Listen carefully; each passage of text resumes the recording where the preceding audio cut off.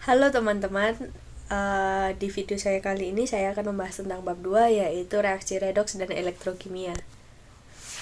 Nah, sebelum sampai jauh nih, kita bahas dulu konsep dasar reaksi redoks. Apa sih reaksi redoks tuh? Jadi, pengertian reaksi redoks adalah reaksi yang mengandung peristiwa reduksi atau oksidasi. Apa sih reduksi dan oksidasi itu? Yang pertama, oksidasi. Oksidasi adalah peristiwa yang ditandai dengan kenaikan bilangan oksidasinya.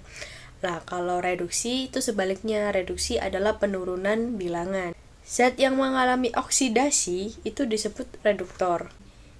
Kalau yang mengalami reduksi itu disebut oksidator. Pengertian bilangan oksidasi. Bilangan oksidasi adalah muatan suatu atom jika elektron ikatan diberikan kepada atom yang keelektronegatifannya lebih besar.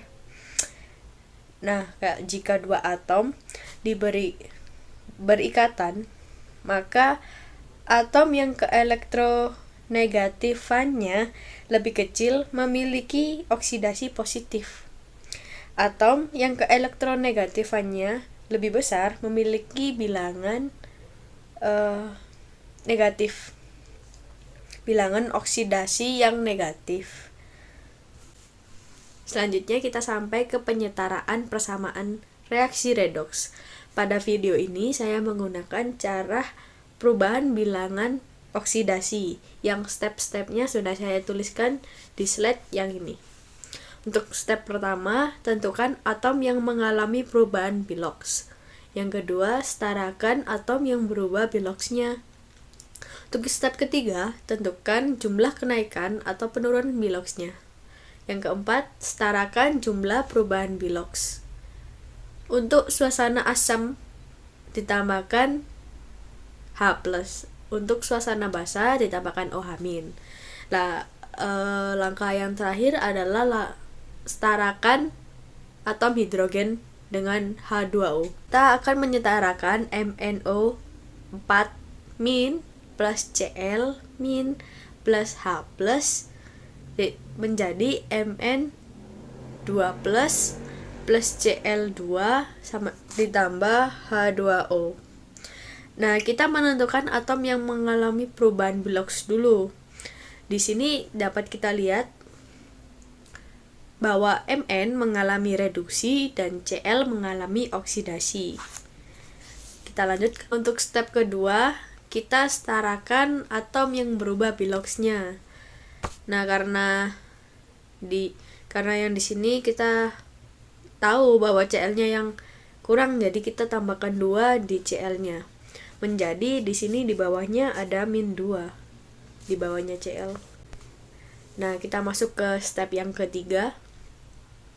Step yang ketiga, tentukan jumlah kenaikan atau penurunan biloksnya.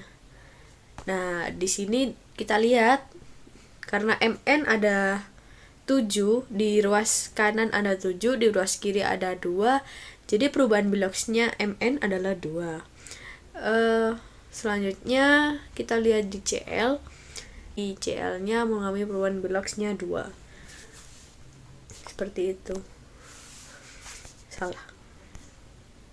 Selanjutnya kita ke step yang keempat, yaitu setarakan jumlah perubahan biloks.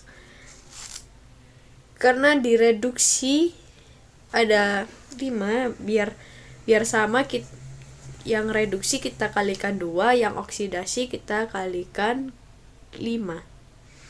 Hasilnya menjadi 2 MnO4- plus 10 Cl ditambah H+ menjadi 2 Mn2+ plus 5 Cla ditambah H2O. Di step 5 kita setarakan muatannya. Di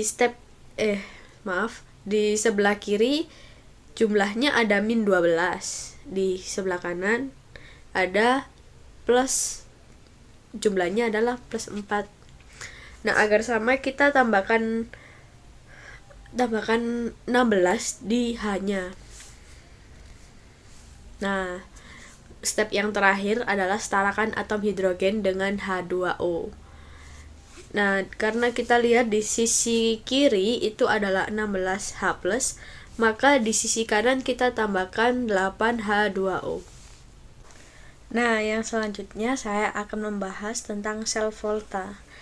Untuk pengertian sel volta adalah sel elektrokimia di mana energi kimia dirubah menjadi energi listrik atau arus listrik.